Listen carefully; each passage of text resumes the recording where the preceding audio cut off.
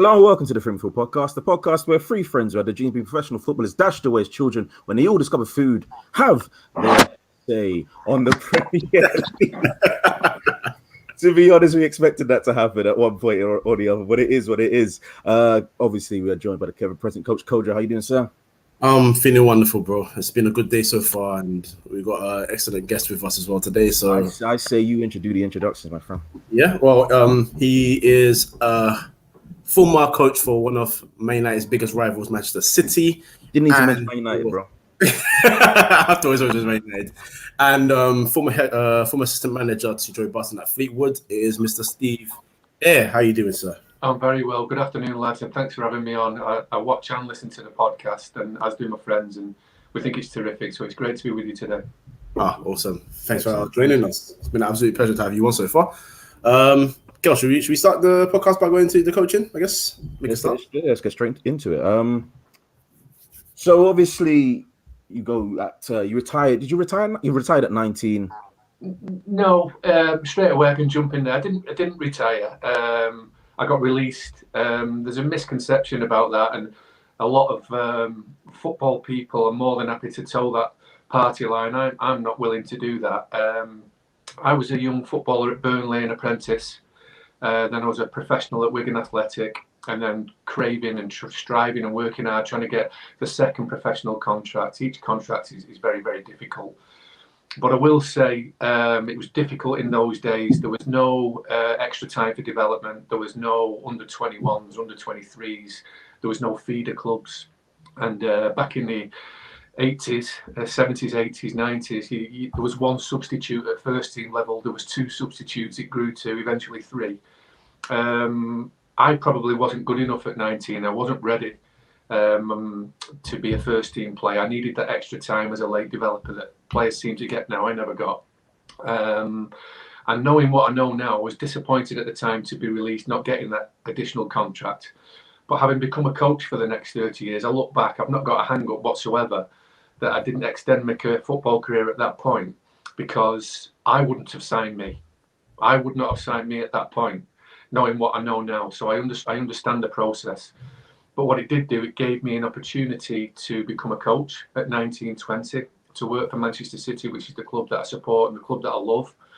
My dad was a lower league football man that ended up writing a book, a bestseller, an autobiography, almost probably the first of its kind, someone poking fun at himself throughout his career for the stories that go on in the lower leagues. So I was from a football background, but then I drifted from being a professional to playing semi-professional, which is where I got all my injuries, which required surgery. I think I had 13 operations all over the body: knees, ankle, hips, hernias, broken jaw, another one on the knee. So I had 6 operations on my knee. So that wasn't a question of me retiring at 19, because I was never injured as an apprentice or a young professional. The reason I finished playing at 19 is because I couldn't get the opportunity to keep going. So it was later on that I got injured. So I just want to bury that one before it gets started, because I've got to be true to myself and to the listeners. I mean, it's unusual nowadays for anybody to go into coaching at 19. It's such a young age. I mean, I call Coach because he went to university, didn't you? And I managed to get a coaching job within that 18, but that was in the community. It wasn't straight away with the academy or anything else. So you worked with Arsenal when he went to university, and that's unusual. Yeah, especially going to a big club with a stature like Manchester City as well at 19. Yeah, and I remember, the A license, which is what it's called now, it used to be called the full badge. It used to be really, really intense. 2 weeks at Lillishall, a year study, come back for 2 weeks, and then you were guillotined, yes or no. It was so hard to achieve, and there was 24 on candidates when I did it in 1999, and there was only 3 that passed.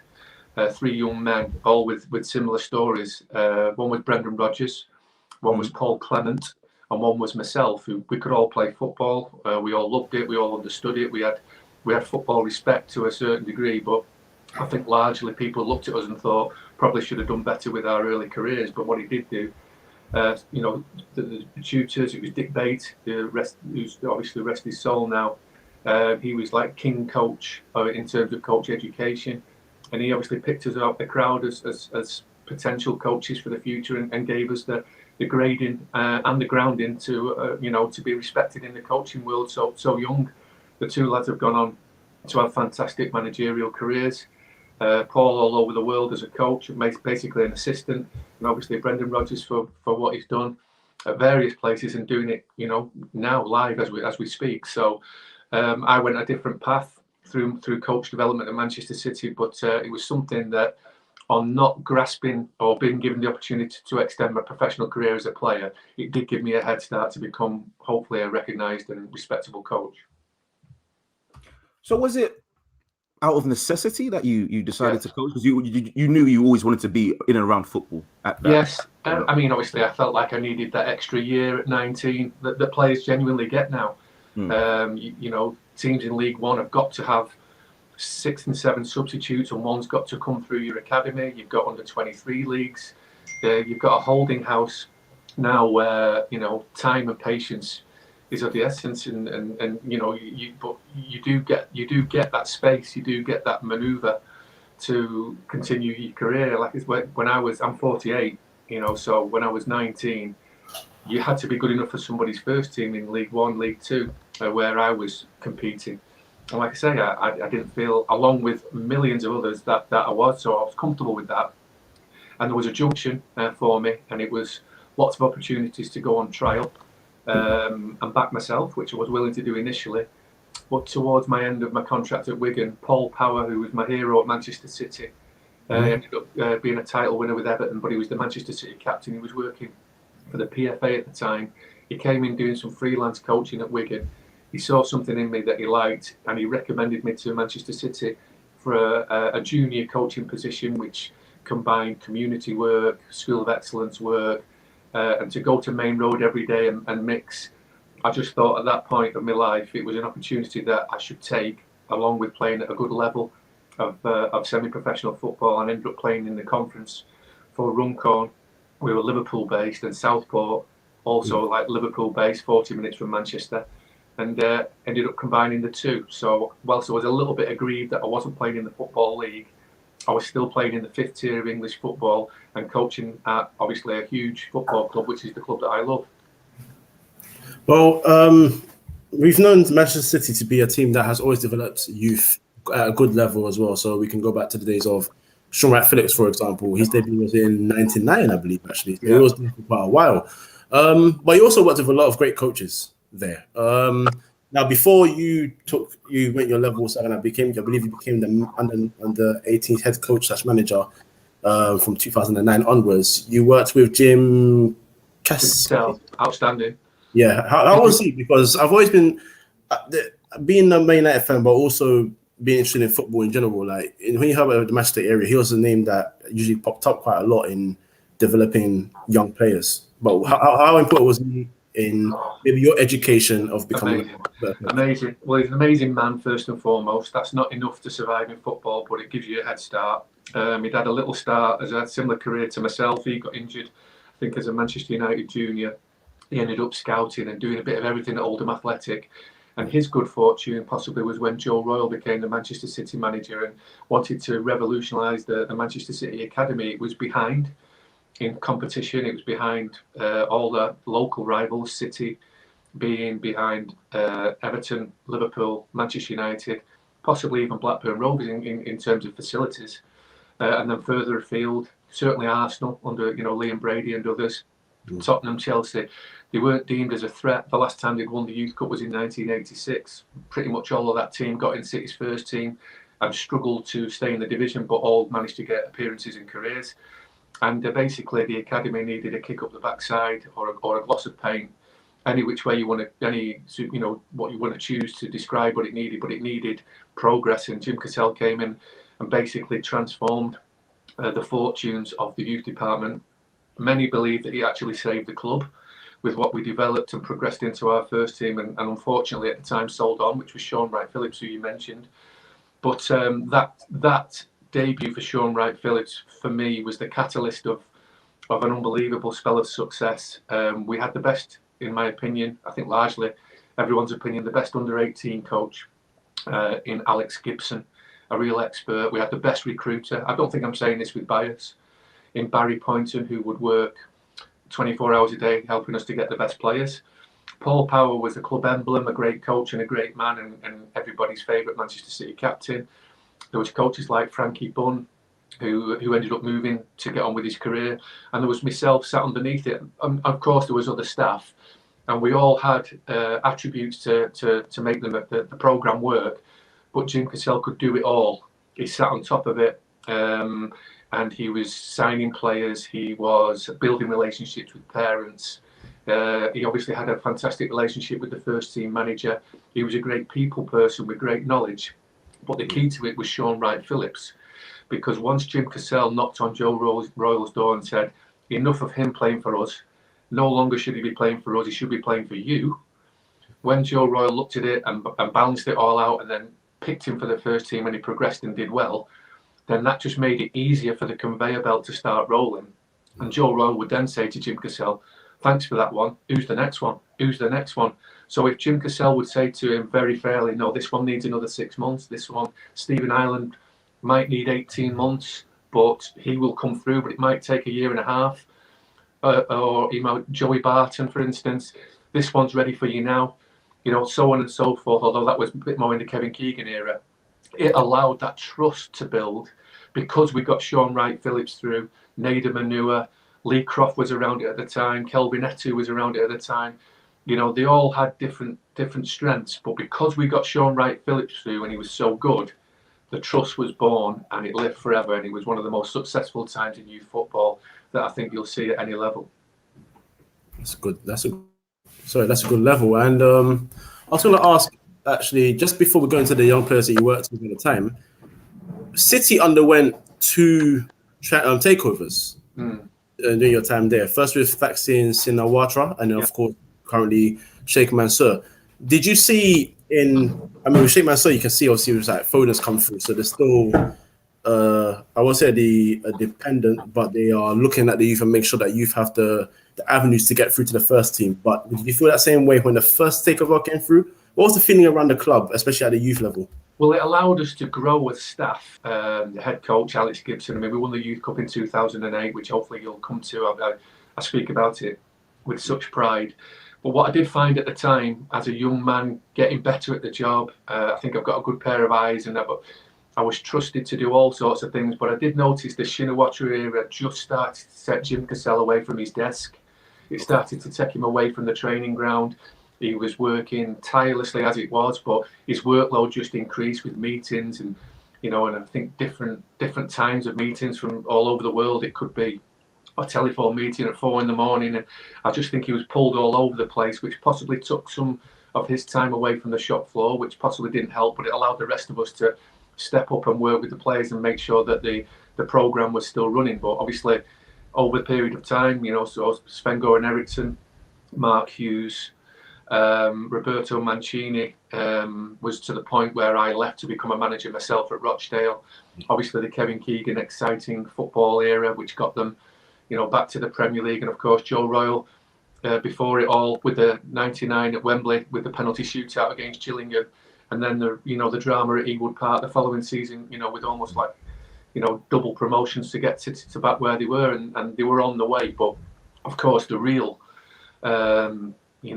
injection of success has been more recently with the Sheikh's money, and we've got Manuel Pellegrini who took over, and that got it moving, and then we've seen Pep Guardiola.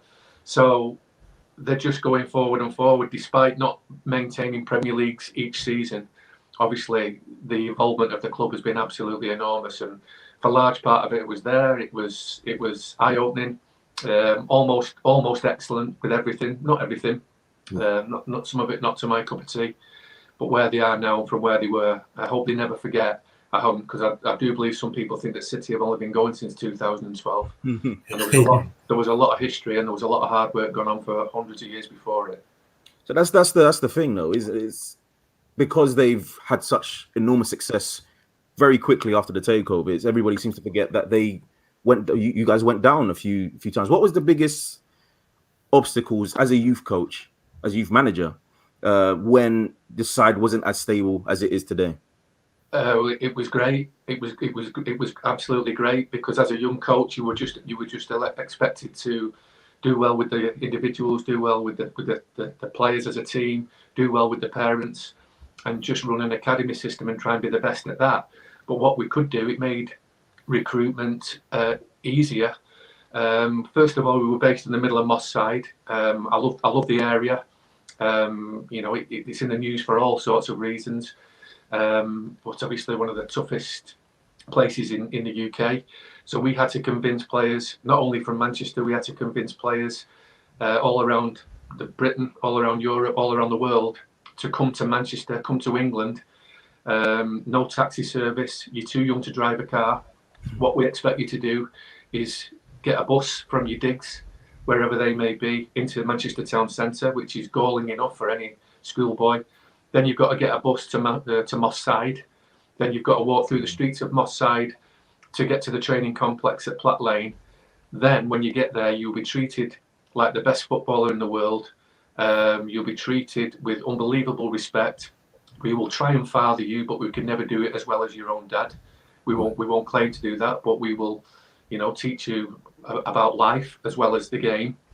But most importantly, we think we can develop you to become one of the first team players at Manchester City Football Club, because the first team club is failing, and it's going to, the first team is failing, and it's going to rely heavily on the youth. And we believe we've got the best coaches. And once you've gone through the trauma of getting to the training ground against, Blackburn Rovers had a brand new one, Middlesbrough had one, Leeds United have had one. All of a sudden, we're competing with these types. Who would pick them up from school, presumably, and they would just be, everything would be on site.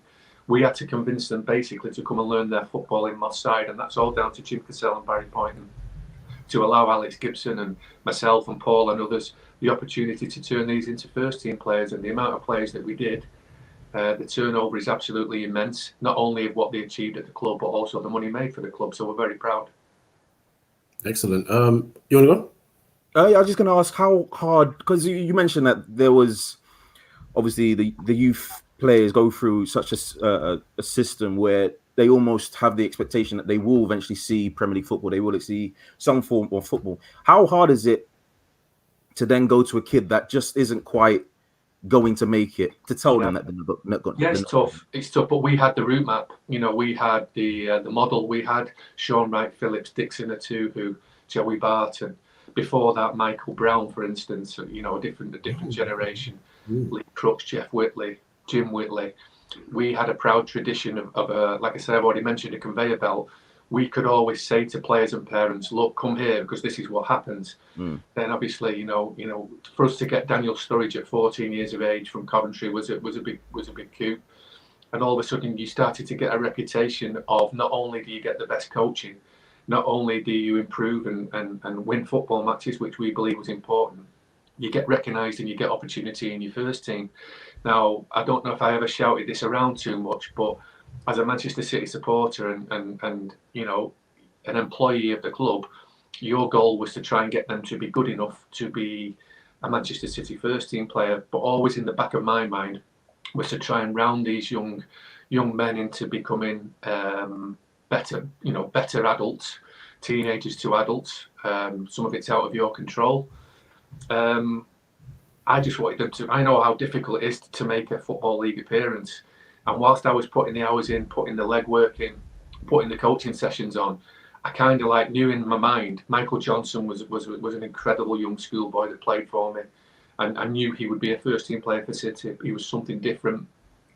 I was grading players all the time, and whilst I knew deep down they may not get a scholarship, they may not get a first year professional, they may not get a second year professional, I was putting the hours in for them to become a professional footballer somewhere else.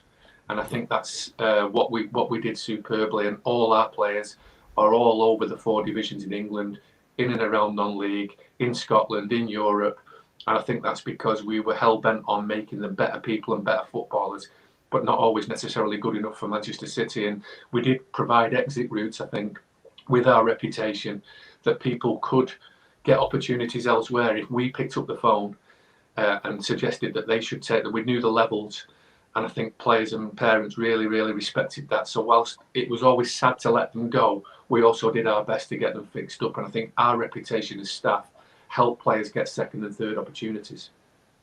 So let's rewind to the bit where you said that you wanted to talk about the team that won the Youth Cup. Yeah. 2008. So obviously bounds of talent in that team.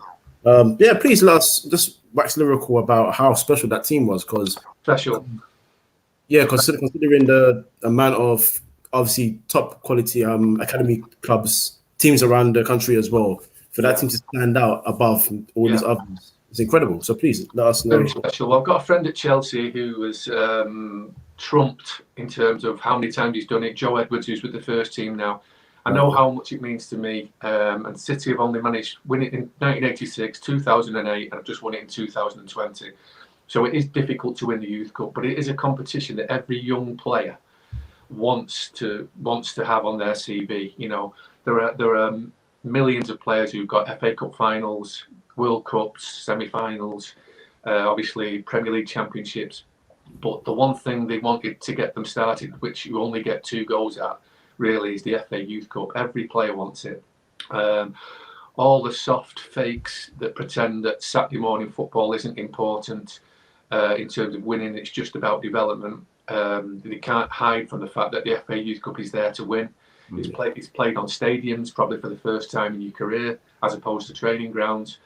And like any cup competition, lads, not necessarily the best team that wins it, because it's 6 games of football spread over a season, 7 games of football. So we've seen Denmark win European competitions, and that, you know, so you can win a competition, not necessarily be the best team. But we earmarked this team with 8 Manchester-born lads who were in the system from the age of under 9. We knew at 9 that this crew would have big chances of winning the FA Youth Cup. And then when we added to it at 14, 15, 16, it kind of like dovetailed into a project where it was a target of ours, and it was one that we made no secret of the fact that with this team, we expect to win the Youth Cup, and that's showing football courtesy to everybody else.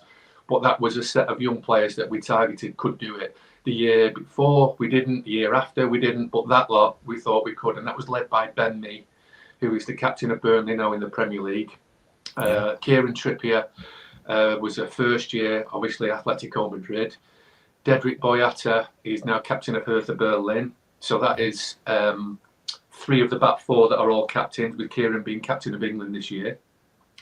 A young lad in goal was Greg Hartley, who was a local boy who didn't progress to being a professional. And at left back was a lad called Ryan McGibbon, who was a Northern Ireland international, who's marked Cristiano Ronaldo out of football matches, who played in City's first team. So we were set at the back. In midfield, we had an unsung hero in a local boy called Scott Kay, 1 substitute appearance away at Juventus for a Manchester City season ticket holder.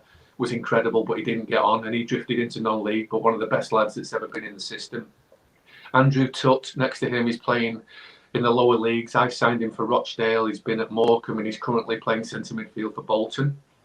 Okay. Vladimir Weiss was on one wing, an unbelievable talent, possibly the most skillful boy I've ever seen. I think he's possibly in Qatar now. And a lad called Donald McDermott, an Irish boy with amazing skill as well on the left wing.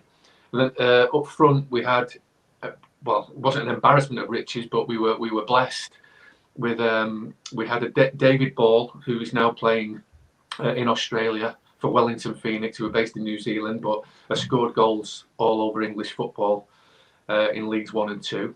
A lad called Robert Mack, who's a Slovak international. Oh, yeah. Who was terrific, but he was just on the periphery because he was a young boy, but a great pace and really dangerous. Support was Ian Daly and a lad called James Poole, who were kind of like on the periphery of that. But obviously we also had Daniel Sturridge, who ended up being the X factor for the tournament. And it was a real test for us, lads, because he didn't train with us through the week. He was good enough to be with the first team. And he didn't play for us on a Saturday morning. And I remember us being, before the first Youth Cup game, 11 straight wins to be top of the under-18 league without Daniel Sturridge. But Daniel Sturridge, his family and the club basically said he would like to play in the Youth Cup. So that was a dilemma. for Jim Cassell and Alex Gibson, the heads of the operation, to choose Daniel Sturridge or not. Anyway, we chose him in the first round, and we went to Reading and we won 3-1. And from going a goal down, he got a hat-trick. So you kind of like were justified in playing the amazing talent that he was, even though he wasn't in your stable Monday to Friday or Saturday morning. So that was a challenge that the guys had to decide upon. But he scored in every round, including the final. Just before you possibly move on, once we got to the final, we drew 1-1 with Chelsea away at Stamford Bridge, 16,000 on. It was amazing. And Daniel Sturridge scored. I think 2,000 City fans travelled. It was a big occasion for us. And then Daniel played in the first team for Sven-Göran Eriksson against Sunderland and was brought down for a penalty. Got injured in the challenge. City scored, I think, in the game against Sunderland from the penalty that he won. But it ruled him out of the second leg of the final, which meant Robert Mack played. And so actually, whilst Daniel Sturridge played in the final by scoring in the first leg at Chelsea, he didn't actually play in the second leg, which we won at the Etihad 3-1. And most people think he scored in every round, but if you count the final, he did, but he didn't play in both legs. Oh, wow. So with Daniel Sturridge, actually, let's stick with Daniel Sturridge. Just how far, watching him, did you think he would go? Because when we look at his career, especially in England anyway, he's played for big teams only. I mean, he's played for City, then he went to Chelsea and Liverpool, and he's had an incredible career. I think he left as a Champions League winner. Was he there further for the Premier League? I can't remember if he stayed there for the Premier League winning season. I don't think he did. But just how good, when you look at a young player, you take everything into consideration, of course, ability, but of course, hard work, attitude to every training session, as well as in games. Yeah. Knowing him and knowing his family as well, how far did you believe, you and the other coaches around him, how far did you believe he could go? Yeah, I mean, it's obviously not literally, but he's one that I never really had too many fingerprints on, because he was that good enough to be fast-tracked. He was up training with Anelka, he was up training with Kevin Keegan, Sven-Göran Eriksson. So he was not one that we really felt we pushed on with development, because these players, these super talents, I hear coaches say, oh, he's one of mine, I brought him through. It's a load of nonsense. They bring themselves through. You just obviously give them support, tactical advice, and you put on the training sessions that help them flourish. But largely, they bring themselves through. So he was never really, despite him coming at 14, he was whipped up to Carrington, treated as a first-team player at 15, 16 years of age. So there's a lot of missed years with Daniel that I didn't see, because he was too good, and too ambitious, possibly. And that was the programme that was set for him. I do remember when he came back preparing for the Youth Cup games, no disrespect to any of the lads who I love, but you put on the shooting sessions, the finishing sessions, and, in, over the bar, wide, straight at the keeper, a mixed bag of shots are going at the goal. And then when he joined in, they were just being stroked in the corners, and the keeper just couldn't get there, and they were hitting the side netting, and they were just the correct finishes at the right time. And Michael Johnson joined a team that I was coaching at the time. He was 12. He was trialling all over the country, never settled. He ended up settling with us, but at this point he wasn't settled. I had a fantastic team that was great everywhere, winning games. He joined as a 6-week trialist, probably to see more if he liked us than we liked him. And I remember coming home and saying to my father, that's something a little bit different there. He's something a little bit different. I think that proved to be. And then Daniel Sturridge, just the way he was striking the ball and his finishes, I also came home and thought, that's also just something a little bit different. So there's that. And there was a 5th round of the Youth Cup away at Bristol City where we were out. We were losing 2-1. We were getting beat. He was playing through the middle. And he went and took himself on the right-hand side and told the right winger to go to centre-forward, basically swap positions. It looks like a coaching masterclass. The centre-forward then looked at us and said, Studge has just moved us.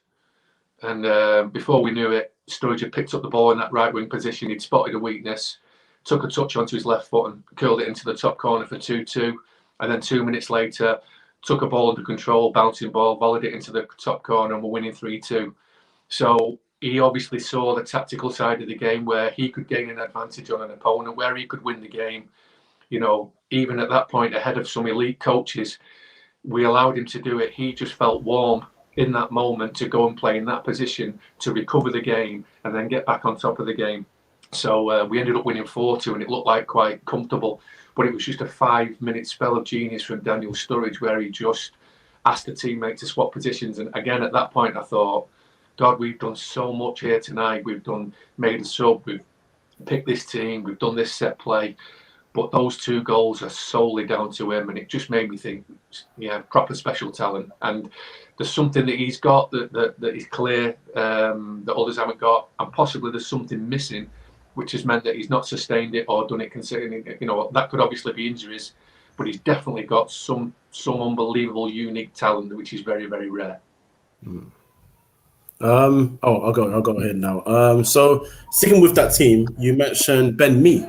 Yeah, who is, for me, an interesting name because he obviously playing with Burnley and being the captain of Burnley at the moment. He's a player that came sort of out of nowhere on terms of the radar of people watching the Premier League of football. But sometimes some players have to go maybe a bit lower in the leagues to come back up, and he came up with Burnley, I believe. Yeah.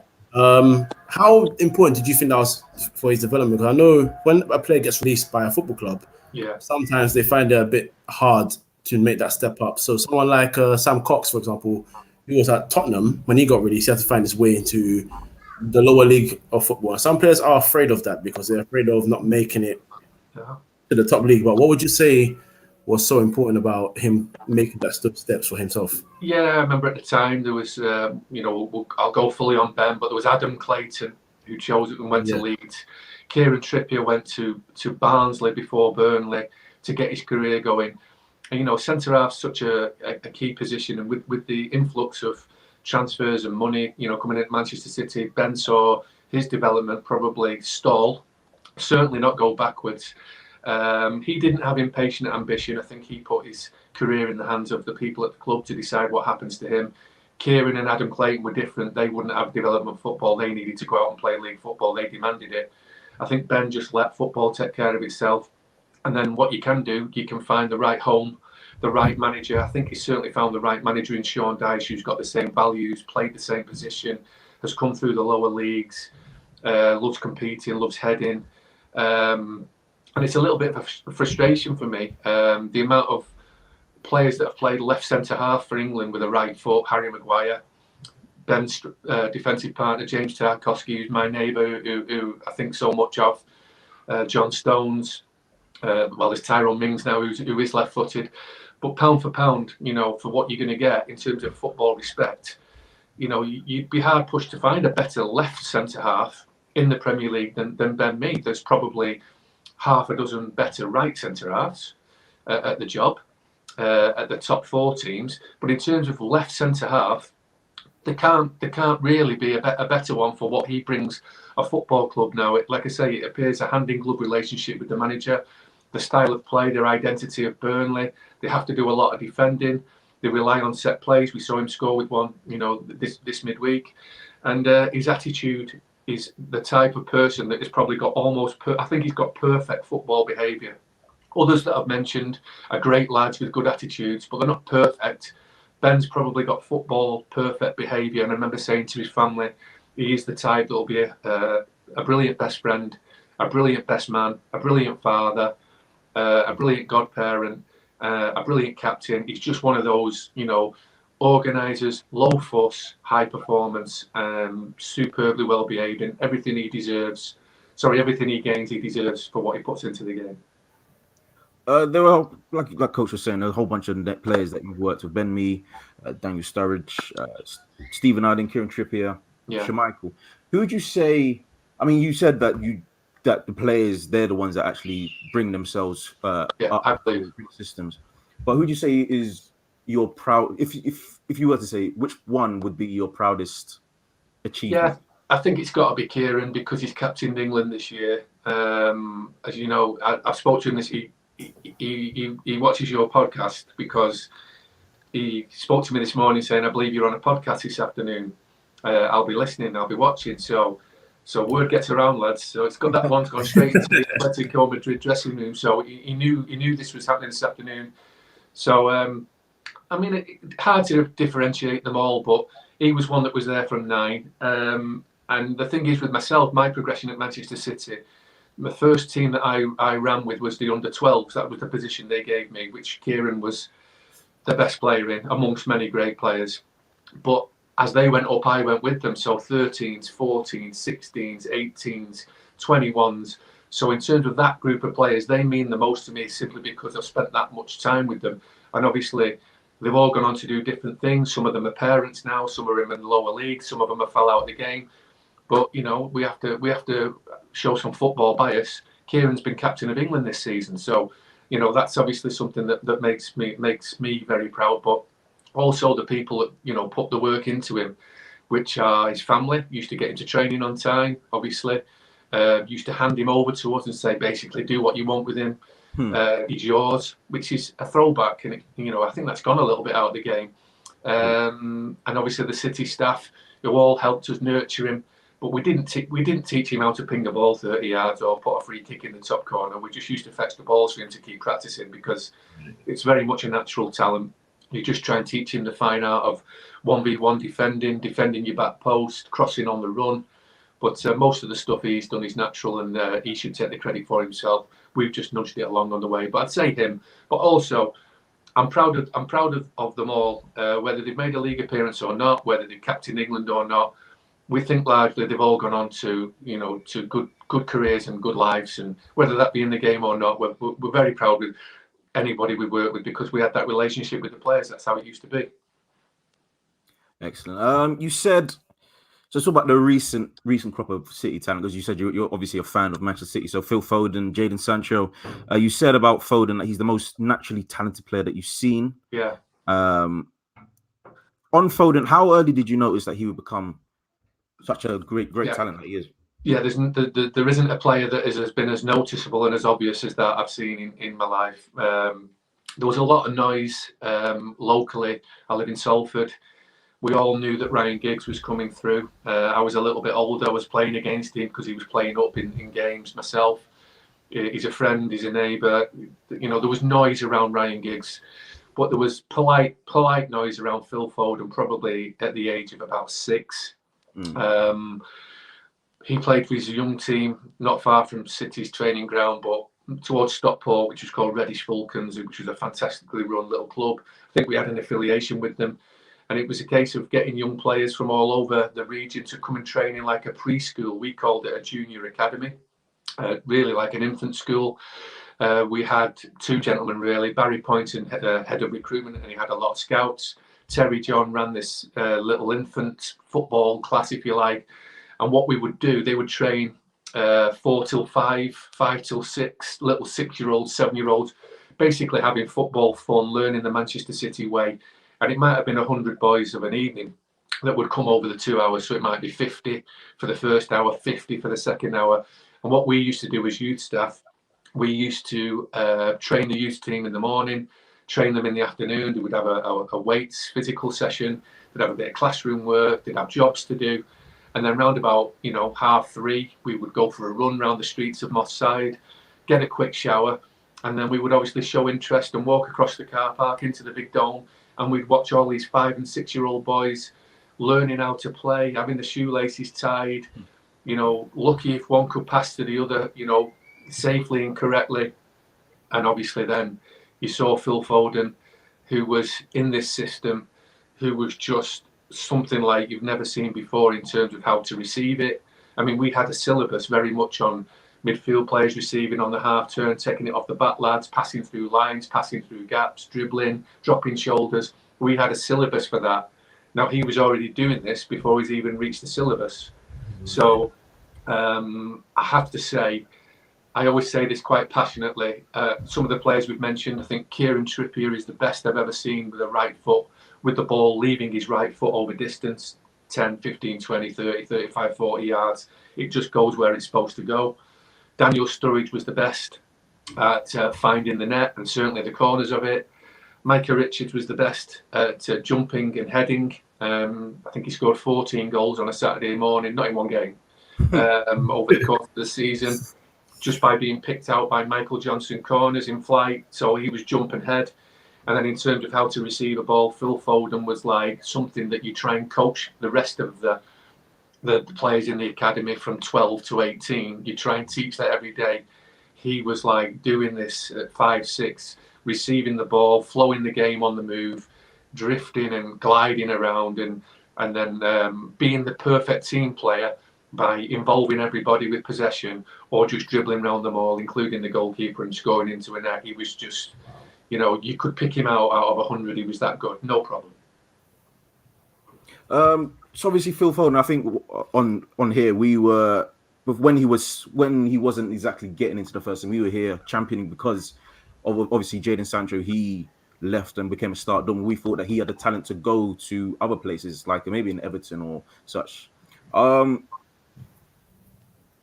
Is it sad knowing that now that there's no longer a directly for many players from under 18s, under 21s to the first team as there was before? Well, there is a link, there is a route map. Like I say, what the clubs provide them these days, you think, is excellent facilities, excellent physical support with gymnasiums and fitness coaches, sports science, diet, under 21 football. City, for instance, they choose the loan for you. It could be in the lower reaches of this country. It could be a feeder club. It could be in a different part of the world. And if you're good enough, you'll play. What I would say is it's changed, it's evolved, but it's like it always has been. You've got to be good enough to get an opportunity, and you've got to be even better to take it, and then you've got to be even better again to enhance it. And there's no doubt that Phil was going to do that, but everybody gets opportunity. There's only people who are wrong in the head that say they never get an opportunity. It's just that the best people take them. And I do believe there's opportunity, but you've got to earn the right. Jadon Sancho, I've got so much respect for. I don't know. I've never coached him. I'd left. There was a crossover, but he's decided to go and get some football exposure, a different life experience, a different language, go and play in somebody's first team. He wasn't hanging around for the City development route. Phil Foden was more than willing to do that and has just played his 100th game for the club. He's now a hot cake in terms of what everybody thinks of him. There isn't anybody in the world that doesn't know he's a great player, and he's still very much in the potential phase. He's doing it in 6 positions for Manchester City. 6. He plays either side of the striker. He's played as the striker. He's played either side of the centre midfield player. He's played as the centre midfield player, and he's come off the bench. He's actually done it in 7 positions. So, what an asset. And people think, when's he going to get a go? He's just had 100 games. He scores on all the stadiums. At first, he was coming on in injury time, and City were 3-0 up, and he was playing keep ball with Kevin De Bruyne and David Silva. But bit by bit, his minutes grew. His 90-minute experience grew. He's playing on Wembley. He's scoring at these big grounds. He's nobody's secret anymore. So he is a lesson and an emblem for anybody to follow that it can be done. But we know the levels that Manchester City are at now that it's so difficult. I will say this. There's two players largely, they're getting pushed, you feel, and they're both local. So it's Phil Foden, 100 games, and Tommy Doyle, who is a throwback in terms of attitude, the way he plays the game. His 2 grandfathers were City legends, in Glyn Pardoe, who unfortunately passed away in the recent months. Mike Doyle, possibly City's greatest ever captain. But they were signed by Jim Cassell and Barry Poynton all those years ago. So actually, those 2 gents are still producing the goods for Manchester City in terms of what runs out on the field. The business model has changed somewhat, and City have signed dozens of players now that they've made fortunes of profit on, who are now scattered all over Europe. They've even had second and third moves since, and the holding house from Manchester City is a really, real profitable one, where we were developing players solely we felt for our first team to play. You sometimes feel now they're being developed to sell as the business model. But the truth is, since the Sheikh's money, if you like, any player that's gone in the team hasn't stayed in it other than Phil Foden, and he was actually signed by Jim Cassell. I want to ask the question, have a little bit of a discussion here. So, obviously, England right now are a bit excited with the talent that's coming through. So you can talk about Foden, we can talk about Bukayo Saka, we can talk about Mason Greenwood, Callum Hudson-Odoi is another one that's being mentioned. And obviously, right now, in the last couple of weeks, he's gained his chance in the first team now at Arsenal, which is Emile Smith-Rowe. Yeah. But in terms of young players, and I think it's just because of the way maybe like an Mbappe has burst into the scene, the amount of goals and assists he's got in the last couple of years as a young player.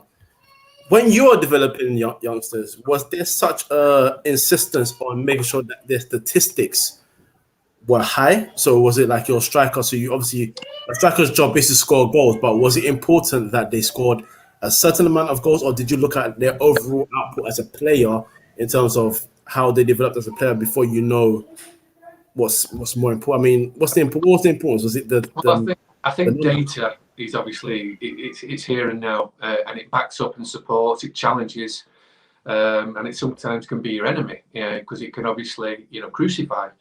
I would always back what I see with my eye. I think that there's some data now that doesn't add up and doesn't mean anything to me. The one that's really getting on my nerves at the moment is this XG that only losers wheel out. Just losers wheel it out. I've heard managers lose 3-1, but they're not overly concerned because the XG says they should have really won 5-3, and if we play like that, we'll win next week. It's nonsense. It's nonsense.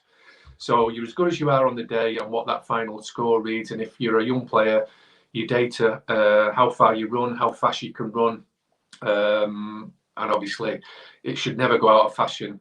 Alan Shearer, Andy Cole types. What do you actually do at the end of it, though? How many goals do you score, etc. So data's with us whether we like it or not. I say I'm not a massive fan of some of it, and you have to back this up. But there's just something I could possibly throw back to you that I've never been able to understand. Everybody's building up now largely in a 4-3-3 system. Right. You've mentioned all those players there, but not one of them is a centre forward. Not one of them is a centre forward. But if you get that right, so just for argument's sake, if you get a number 4 defensive midfield player, if you get that right, you might be a 20 million player. If you get your midfield players right and left, 20 million.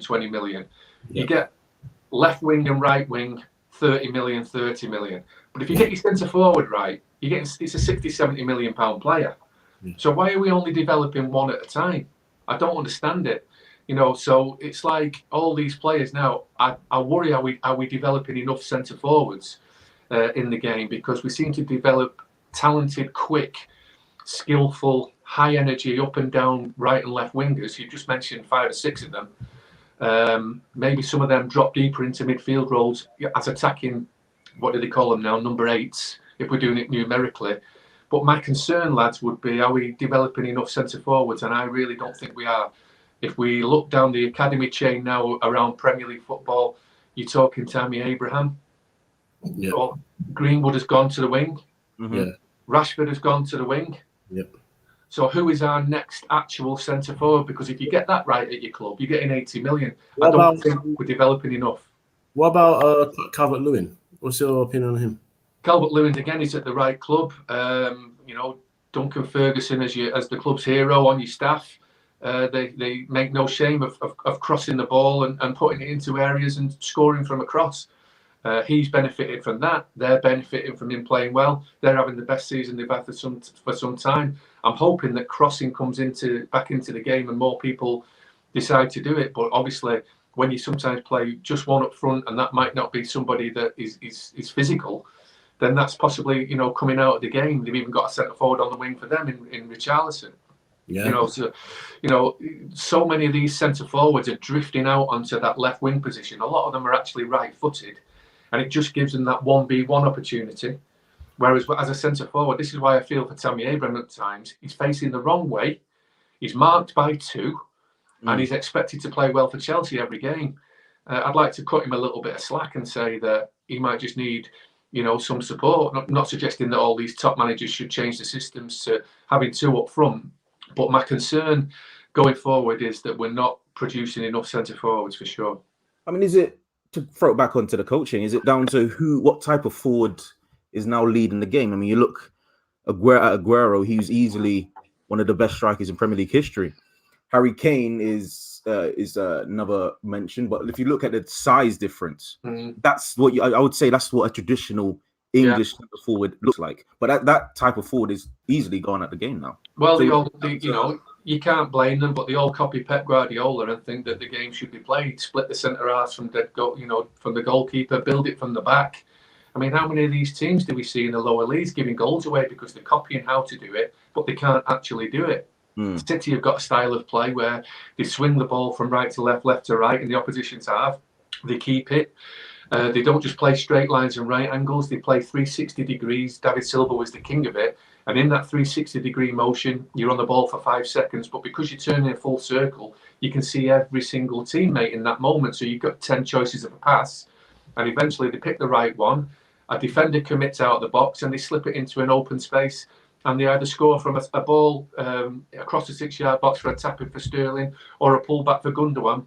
And it's the perfect team goal. Everybody else actually is copying it because either vanity or ambition. And I do think we're suffering because A, the coaches aren't good enough to deliver it, and B, the players aren't good enough to follow. Do you think then it's just a lot of coaches and teams doing a bad imitation? Because if you think back to his Barcelona side, I mean, they could pass out from the back, but they had 2 colossal defenders in Puyol and Piqué who to defend. You go to Bayern, he had a very strong Mats Hummels and Jerome Boateng. And at City, he obviously had Company next to Laporte, who he brought in. Company was gone for 12 months. Obviously, he left for Anderlecht to be a player manager. Otamendi didn't really fit the bill, but then he brought in Ruben Dias, who's been so far absolutely colossal. So why do you think teams and coaches get it wrong? Do you think they just don't really understand what he's trying to do, or do you think they get it but they can't attract the caliber of player? Well, it's a downgrade, and not to mention the outstanding football goalkeepers that they've got behind the centre halves these days. You know, obviously Ederson at City, Stegen, and and others. But they don't put enough coaching time into it. The pitches aren't pristine. The players aren't good enough. I don't want to take ambition away from anybody.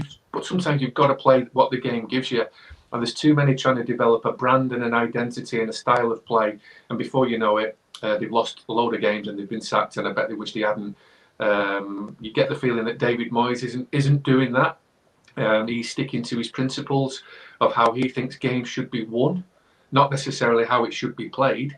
He would probably, if he had a choice of watching, City or Chelsea or certainly Liverpool or his own team, it probably would be the other 3. But he's got his team playing how he thinks wins football matches in the Premier League, and he is a breath of fresh air at the moment in my eyes of keeping it real and basically giving what the game gives him and going up against it, as opposed to shaking hands with vanity and trying to show everybody a certain style of play that doesn't suit. I've got a lot of respect for what he's doing at the moment. Let's talk about your decision to go into management for yourself. Obviously, from the outside looking in, it would say because there was such an influx of money, and now City are what they are in terms, especially when it comes to youth development in terms of money and stuff and stature. Was there any fear, or did you just really want to get into management when you left? No, there were a little bit of fear because Manchester City was all that I'd known for 21 years. And when I look back and I strip it back now, I was very fortunate. I was spoiled in terms of competition, and what I was doing at the end, I was overseeing the youth program, and I was taking 5 football matches a week. I had a complete football fix. I had an addiction. I was in charge of 5 games a week, so I was taking the under-18s. Right. I joined up with the under-21s, as it was. They called it the elite development squad. So under-18s, top of the league, pretty much unbeaten. Reserves, top of the league, pretty much unbeaten. I would then work on a Sunday morning with an under-12 team by choice. The gap between 8 and 11 aside, you're teaching them, the rules of the game. You start to do set plays. You're starting to obviously do formations. I thought it was a vital crossover that I should be working at that level. So I would always work with the under-12s. I'd arrange a game with the under-15s on a Thursday evening for them to play their games. Same with the under-16s. So I was having 5 football matches a week, playing well. Players were great and improving and winning. So all I really knew was like winning football matches with good players. So when I look back, I was a little bit spoiled with that. But I had this passion to obviously do a little bit more, and the opportunity to manage Rochdale came up, which is a local team for me, being based in Manchester. as the manager, Keith Hill at the time, had progressed to get another opportunity.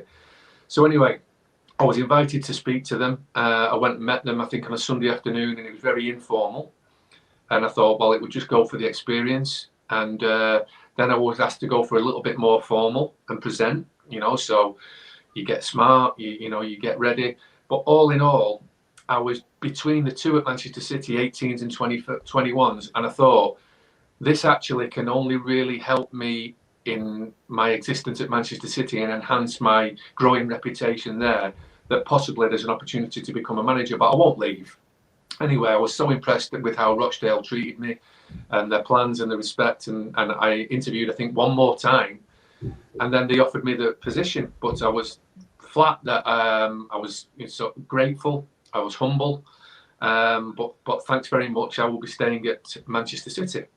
But you'll have to let Manchester City know, about the approach, which they did. And I actually thought at the time, this might fast track my journey at Manchester City. I make no quarrel about that. That was almost the plan. So Rochdale said, fine, okay, we respect that, but we would like you to reconsider. I said, no, I'm staying at Manchester City. So 24 hours later, they got back in touch again and said, well, we're hoping you've reconsidered. Have you? So I put it on Manchester City's toes, and I arranged a meeting, and I had a walk around the training ground with Brian Marwood, who was Arsenal winger, title winner at Anfield from that season, and head of football operations at this point. And I don't think he knew of the approach or what the academy guys knew. So I asked, could I go and see them? And I think it was a day off. And we walked around the perimeter of the training ground. We must have walked for a couple of hours, chatting about the game, chatting about life, and and he basically said, well, what do you want to do? I said, I want to progress here at this football club. I want to, make the full jump from the academy to the under-21 setup, and I eventually want to be around the first team. And he said, well, I would like that for you too, but it's Roberto Mancini's staff, and that's not something that I could promise you, but it's something that I would really like and hope for myself, but the timescale of which I just don't know. So his chat was great, but it didn't really help me in terms of the fact of I've got a quick decision to make, which is basically in about 5 hours. But he did the best he could, so I respect him for that, and he basically couldn't make me any promises. Anyway, there was a gentleman at the time who was very much involved with the takeover with the Sheikhs, called Gary Cook, and he was brass. He made noise. Carlos Tevez, Robinho. And he was driving the club, and he was making City a real force, and he was letting people know about it. And he rang me, and I thought, oh, this could be good. This is something. Anyway, he actually gave me the best bit of advice, which actually turned my life into from a decision-making point of view. And he was really decisive. And he said, heard about the Rochdale approach. Think it's a fantastic opportunity. I think you're born to manage. I think this is the right time for you. I said, I don't want to leave Manchester City. And he said, well, don't worry. Give it a go. Go and be the best you can be. I think that'll be enough. And if it's not, you can come back here. You've got a job for life. Now, when you hear those words, and full trust, and, to this day, I stand by that. He meant that. That was like, oh, that's a little bit different. That's someone that's running the club that basically says, go and give it a go. So I rang my mentor at the time, still is, Paul Power, who I'd worked with for so long. And he gave me another bit of advice. And he said, listen, better to live like a lion for a day than a mouse for a lifetime. And two good men that I respected are just like one there, just gone bang. And my mind was set. And then all my attention then went to becoming a manager with Rochdale and repaying the respect that they'd given me. So it's a difficult challenge becoming a manager, but one that I was ready for, one that I was willing to, but I just needed that last nudge that I got. Now, the sting in the story is that within 3 months, Gary Cook left the club. He left the club for whatever reason. So whilst his words were genuine and to me changed the direction of my life, what he actually said about me, if it doesn't work out, you can come back, didn't matter at all because he's no longer at the club. It wasn't written down on a piece of paper. There's somebody now sat at his desk in his office. I can't, if it doesn't go right at Rochdale or wherever, knock on the door and say, I've got a job for life. I can come back. So it actually just fell. But I just had to just shelve that and just get on with the new project and a new challenge in my life, which I'm so glad I took because it was difficult and it's been proven to be difficult for managers, caretaker managers. The previous manager came back and has been sacked since. It's a difficult role, but it's one that I'm glad that I took because it just gave me a little bit of status to be then chosen to become a first team coach at Huddersfield and actually get promoted out of League One at the right end of it and not the wrong end of it. So it just gives you that role of being at the time one of only 92 people that do that job in the country. So I'm glad I did it, but I just possibly needed the nudge at that time from two great men. So you were at Rochdale for say 6-7 months? Yeah. Obviously, I wanted longer. I'd planned a development plan for the club, for myself. You win games, but remember beating Neil Warnock in QPR in the cup, beating Bury in a local derby away, beat Preston in a really big game away, and they're very much in that hit miss or maybe phase of your life. But you just thought you'd get a little bit more time. But that's one thing that I learned probably from that job onwards. The time that you want is not the time that the owners and supporters want. And whilst we were there was always 4 or 5 worst teams. The club had committed to giving youth a chance in me give youth a chance and trying to build the youth setup there, which has actually been very good in recent years, and get a team going. I made some mistakes with players. I make no secret of that. I made some mistakes in the budget that you're given. I'm looking at players as I'm signing them thinking, God, this is a risk, which is not ideal. And some came off, some didn't. And eventually they decided to reroute it and go with some experience to keep them up. What they did do, they give a caretaker, a youth team coach, the opportunity first, but I think he lost half a dozen games in that period. And then a friend of mine, John Coleman, was asked to take the job from Accrington, even though he's gone back there since, as a bit of a more experienced figure to keep them up, and he didn't. Now, I will always believe that we wouldn't have got relegated had I stayed. But others might think differently, and at the time they chose to go down a different path. Within 7 weeks, I was at Huddersfield, 40 minutes from Manchester geographically, working for an unbelievable chairman and chief exec with a team on the up, with Jordan Rhodes scoring about 40 goals, and us finally winning a game at Wembley on penalty shootout, having missed the first 3 penalties. So the actual season for me actually finished on a high, but that was a disappointment for me just after Christmas when Rochdale decided to let me go. I want to go fast forward to Fleetwood, actually, because you joined them in 2018 under Joey Barton, who was a former player at City, so you had a connection there. Just want to ask you about how managers, because obviously you were a manager as well, how managers form their coaching team together, because obviously you work with a lot of people. I know some managers then tend to so for example, Mourinho, as much as he had like an experienced team, when he went to Tottenham, he brought someone from Portugal with him they hadn't worked with before, but saw his talent and said, I want him to come and join me. So as a manager, and then with you working with Barton, how did you pick your coaching staff, and then how did he tell you that he wanted you to be part of his coaching staff also?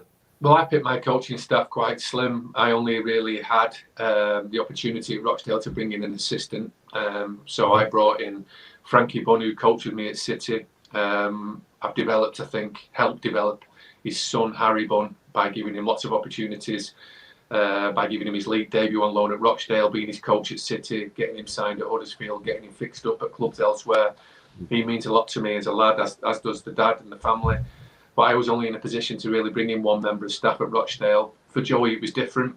I think he was a real coup for the club at the time. They were dropping down the table with Uwe Rosler, who'd done a good job initially. They'd had previous managers, Graham Alexander, Stephen Presley, and a real fantastic football fan of a chairman, a young man with lots of energy, Andy Pilley, who backs his club by putting his hand in his own pocket. Possibly, if there's a better training ground in League One, I haven't seen it. Only a small fan base. They don't sell any merchandise, and they haven't really sold any players in terms of a business model for what the chairman's invested in. he hasn't really got much back for his money. But I think he's got other businesses all over the world. He's got 2 or 3 businesses actually at the training ground. It's that good and that big. And I think at that point of his career, it's just changed in the last month. Obviously, I'm sure everyone's aware that's watching, because he's made a change by replacing and removing Joey. But I think at that time he was more than willing to trying to get his football club better, get it moving forward again, but just bring some energy around it, bring some attention to it. I think there was going to be a TV documentary that, you know, some guys followed us around for 2 years, but I'm not actually sure that'll get aired.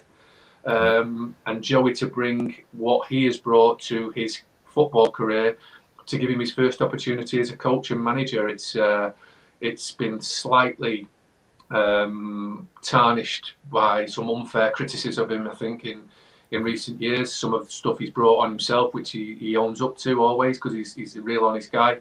But he's certainly, his character, his personality and his career could be classed as colourful. And in the potential phase, I think Andy Pilley thought that was the right man at the right time for this club. He was a friend of the club, Joey, because he knew the chairman, he knew some players, he knew ex-players. He was a friend of the club. And Joey was just finishing his career. He was right at the crossroads of a ban for betting. And should he come back from the ban and show everybody what a good player he was, a different player, but he was one of the ones that got better as he got older, I believe, even though he got an England cap when he was younger. And he went up to Scotland to make a name for himself. He came back and was amazing for Burnley, getting them promoted, Player of the Year, I think, changing his game each season to survive in the game. With this, obviously, this infectious personality and this unbelievable hunger and football knowledge, which he definitely has. And I think Andy Pilley thought, I'm going to give this guy a chance, probably before his time, but I think I'm willing to give him his time. And that's what happened in that moment. We actually knew we were getting the job 5-6 months previously, so we were able to build, talk, get ready, prepare. Not many times you can go into a job with 4, 5, 6 months preparation going into it. But I just think he wanted to illuminate his football club with a personality. But obviously, I can vouch for the fact that he's not just a personality. He's got an unbelievable work ethic, a great football knowledge, and although he wasn't a great coach when he started, I believe he was a great coach when he left. Wanted to ask as well, because I know in football the pressures are high as a manager, no matter the level. And last year they finished 5th in the playoff position. Obviously didn't go up, so they stay in the division. Now they are mid-table at the moment. I don't know if it's up for us to say whether he deserved more time in the job per se, because the club will obviously decide whether they feel like he's doing the job that they wanted him to do. But knowing him as a manager, how long do you think it is before he gets back into management and then at a good level? Difficult to suggest when or if that ever happens again. I believe he's got the talent, again, like players, still very much in the potential phase. You have to get up very early in the morning to outwork him. You'd have to get up even earlier to outthink him. But as we know, I suggested before, opportunities are there in all walks of life, and the best people take them. I don't know how many opportunities you get in life where an owner and his support cast of directors hand their football club over to you and say, you're the man to take our club forward. Now, he's had that at Fleetwood. I believe he did a really good job. I believe without the pandemic, they'd have got automatic promotion last year, but they settled on playoffs on a points per game system, and slightly disappointed in the game against Wickham over 2 legs. Spirited in the second game, but kind of like lost it in the first. So whilst I believe he's got the ability, the talent, the pedigree, the temperament, I believe, and the potential to be a top manager, actually in leagues above Fleetwood, which is the Championship, maybe even the Premier League, genuinely, but certainly the Championship, I believe he's got all the credentials to be a head coach at a club at that level. You just don't know or have faith in the owners at these football clubs, some of which are foreign, some of which don't care for what you've done in your career, some of which might look at some of the stuff he's done in his life and say, not for me. And say, we want you to be our man. If they just judged it alone on personality and football knowledge, you'd have a hell of a chance. Fair. Yeah, go on, sorry, go ahead. How do you feel about the cutthroat nature of football management now? I mean, Lampard obviously is the big name that he obviously lost his job. Some say unfairly, some say quite fairly. You spent 6 months, 7 months at Rochdale. Yeah. What's your thoughts on how long managers are given? Well, time waits for no man. The game waits for no man. And like I say, social media. It's a devil on the shoulder of a lot of hanging over managers, really, because there are only special types of people that go and watch a football match and then come home and go, I'm going to get on my phone or my laptop and I'm going to get on my social media account and I'm going to say how good everything was today. Not many people do that. I know you open the forum up with your podcast and you give equal opportunity to speak, good and bad, right and left, whatever. But at the same time, there aren't enough nice people that use social media to deliver nice words. Normally, it's a hammering. Normally, it's a moan. There are far too many grief junkies. There are far too many disappointment junkies.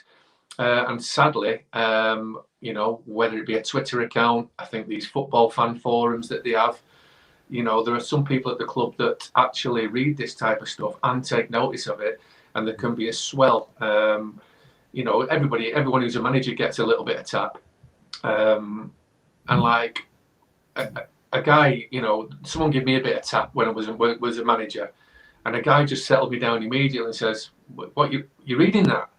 And I'm like, well, "Yeah, I've seen it. Yeah." Well, have you not thought that could be someone from another football team? That could be someone that's not been at the game. That could be someone that's got a gripe again.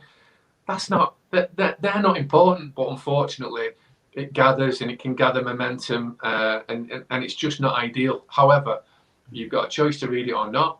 Preference is to not read it. You've got to rise above it. And if you do well and win football matches, it doesn't matter what anybody types on a computer anyway. But at the same time, the way of the world now means that everybody wants something quickly. Everybody wants something yesterday.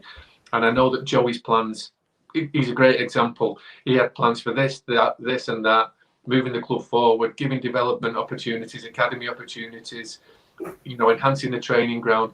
You don't get that time. In truth, you're probably only always about 4 games from the sack, and it's probably best to realise that once you go in the job. So, not great. Frank Lampard, for me, appears to have had a raw deal. In my opinion, that would be my choice. We crave these British managers, English managers. He's got a British coaching staff. He's developed from the academy. He's brought a young coach from a League One club, from Wigan Athletic, completely English-based. We want all this. They get it. An ex-player. I heard Jason Cundy the other night saying he believes he's the best player that Chelsea in the history they've ever had. And they've got a developing team. I don't believe he's signed all these players. There's big recruitment teams inside clubs now, and it takes time to develop, because at the same time, they're trying to get Chelsea to develop and think that they've spent a load of money, and they're underachieving. But at the same time, City are getting better, United are getting better, Leicester are getting better, Arsenal are getting better, Tottenham are getting better, Everton are getting better. So, for him to expect to get a team moving in 5 months, when players have come from all over Europe, a different style of play in different leagues, I think he should have got more time than he actually got. So I'd always stick up for a manager that gets the sack, because I know how hard it is, I know how hard the job is, and I would always wish for more time, mostly. Do you think, though, that someone, because I remember Jeremy Carragher recently said that obviously when you are a player that's played at the top level and the opportunity to manage a big club comes in front of you, it's going to be hard to say no. I mean, Gary Neville, his first job was Valencia. That's a huge club in Spain. So he was never going to say no to that. Gerrard, he's doing fantastically at that moment. But when it was first offered to him as Rangers, that's a huge club in Scotland. Who's going to tell Rangers no as your first opportunity to manage a football team? Lampard obviously went to Derby, and then his next job was the club that he played for and became a legend at. So it's very difficult. Do you think that the players should try and look to start at a lower division so they can really apply their trade and really get used to the struggles of management before they find out? Because maybe someone like Paul Ince, then he's like that MK Dons, but then when he finally got his stuff up to the Premier League, it didn't work out too well at Blackburn. Do you think what do you think? No, there's no guarantee. I remember, Martin O'Neill was Grantham Town, and like you say, Paul Ince, MK Dons, he was Macclesfield Town before that. Got absolutely so much respect for him and those types of legends that want to get rolled around in the nettles and struggle in Leagues 2 and non-league, to get the opportunity. It's great. But no, I think Frank Lampard had earned the right to be manager of Chelsea, and he'll be manager in the Premier League again. Joey Barton had the opportunity to manage Fleetwood. They've got extensive knowledge, and they have extensive contacts, and they're good people, and they're good emblems for the club. And there are more. Ole Gunnar Solskjaer, Mikel Arteta. I don't have a problem with them. Gareth Southgate, you could argue, he was managing football matches without a qualification. He had to get fast tracked into getting qualified. Middlesbrough and England. And no, I'm all for footballing superstars. Maybe this is exaggerated credentials, but legends, a word which is used quite a lot. I'm more than happy with them getting big jobs quickly, providing those people then support themselves and surround themselves with the right people to make the machine, make the job work, and then obviously go on to win football matches, what they'll all be judged on when all said and done. I've got not a problem at all that if someone's been in League 2 for 300 games and someone's not been a manager at all, and then the one who's not been a manager at all gets a championship job because he's had a better career. It's no problem to me. Okay.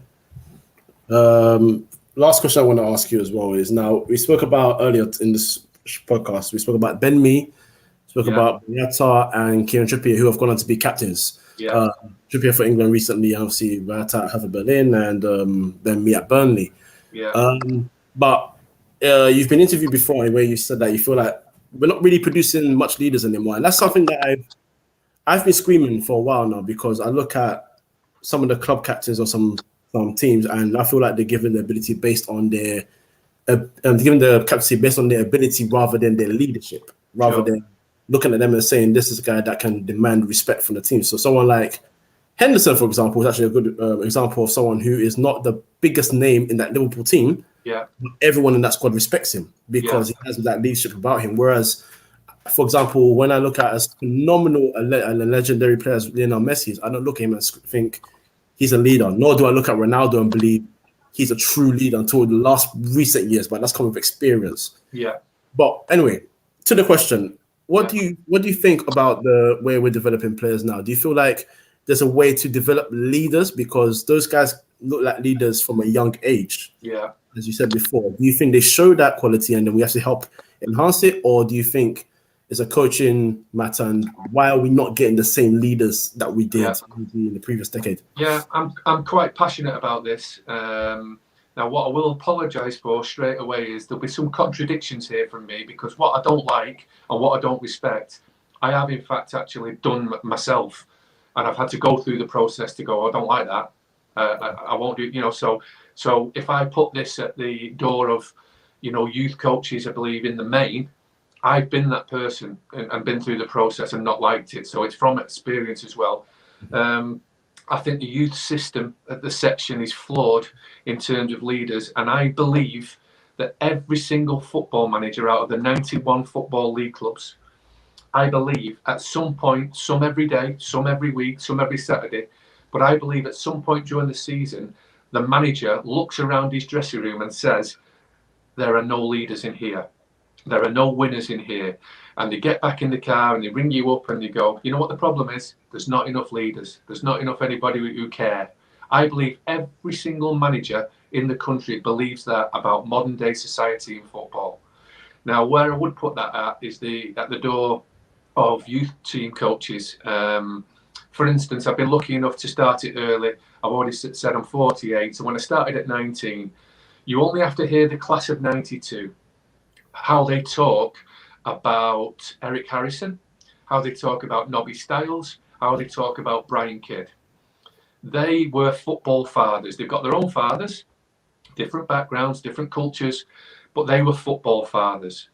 Jim Cassell, Alex Gibson, and myself at Manchester City with Paul Power, Barry Poynton, we were football fathers. You got close to the players, not to the point of being the dad, but as close as you could possibly get. We disciplined them, we loved them, We supported them in all shapes and forms. Already mentioned Liam Brady at Arsenal.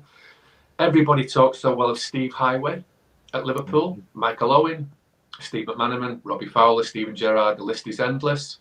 And there are more. There are more. That's how it used to be. And it felt to me that there are youth coaches in the day where you had to be good to get in because there'd be about 5 jobs. That was it. So, but 5 of you did everything. You did absolutely everything. Now you can be in a system now and there's 500 jobs and 500 people do not much. And what you find now is if you go on your coaching seminars or if you speak coach to coach, a question that often comes up is it about results or is it about development?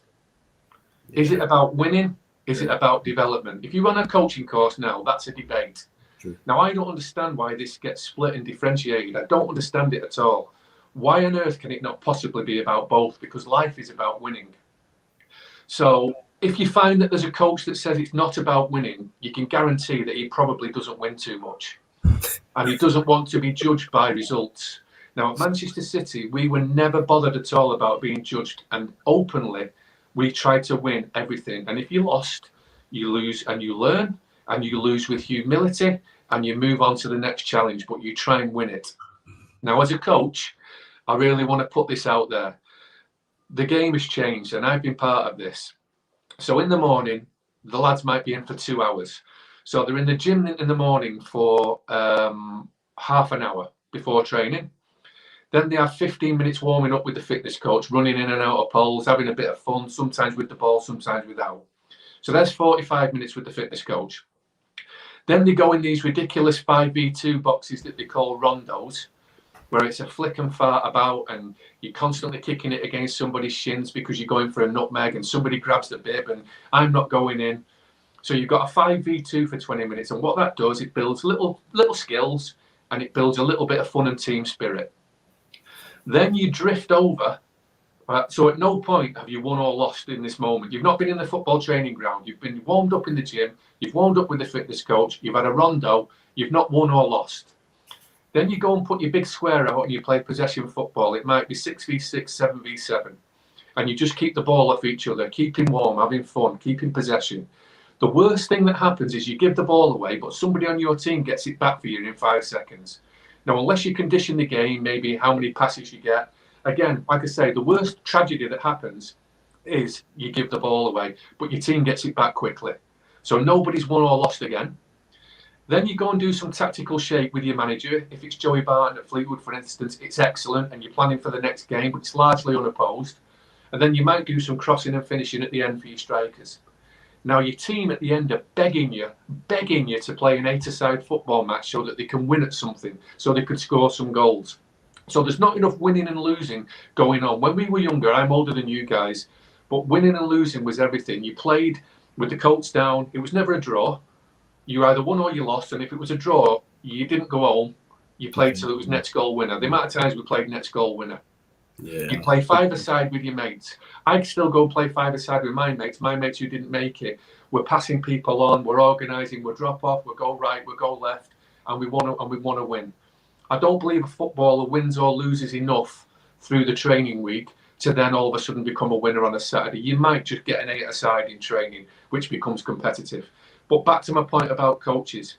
There are a load of coaches who are hell-bent on their salary, some of which is funded. And the amount of people that say to me, and I go, what about this? What about that? And they go, above my pay grade that. I just keep my head down.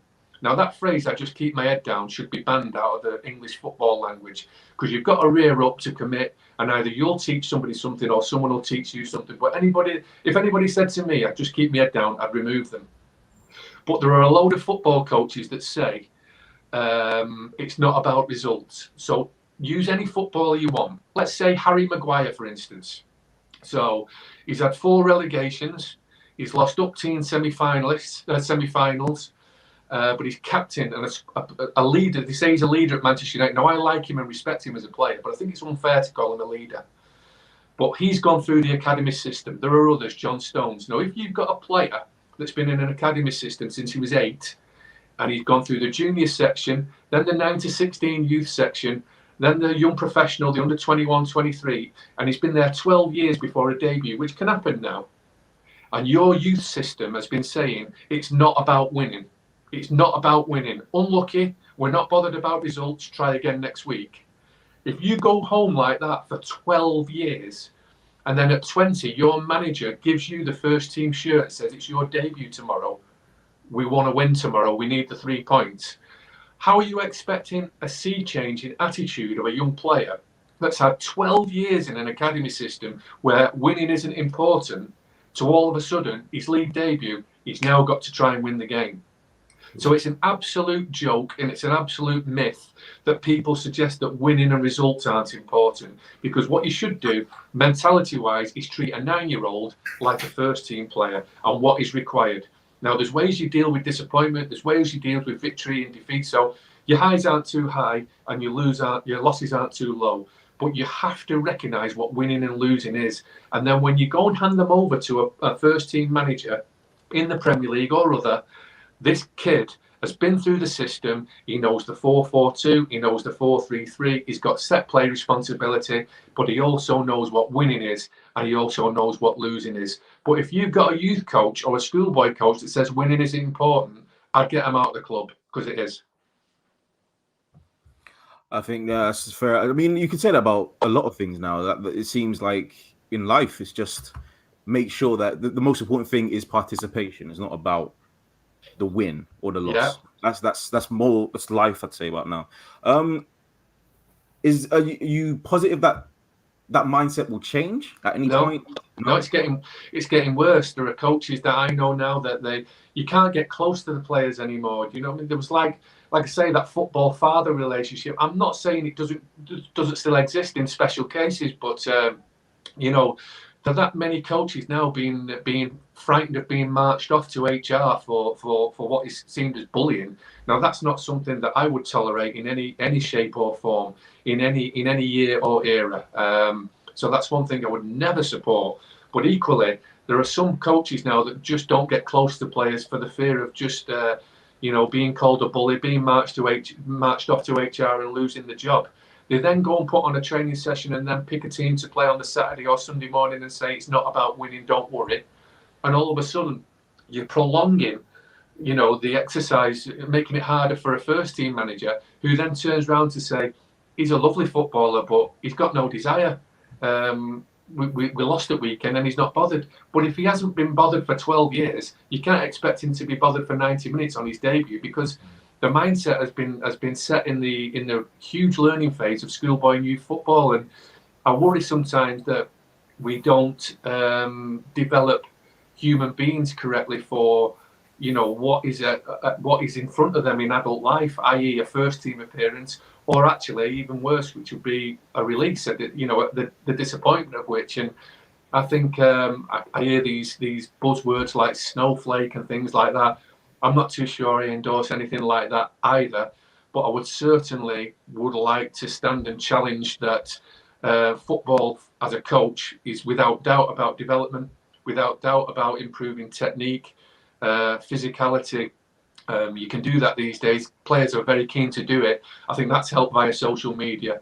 Long gone are the days where players wanted to be strong and fit because they wanted to be stronger than their opponent. A lot of these days, these players are getting fit for their Instagram pictures and things like that. But either way, their bodies are getting bigger, better to look at and stronger. But I just can't respect or have in any shape or form anybody that says results aren't important in football. Results are important in any walk of life, and you are not doing your future debutant and your first team manager any favours if you create this type of culture in your system. I think personally, that's probably the best way to leave this interview. Coach, you want to say anything?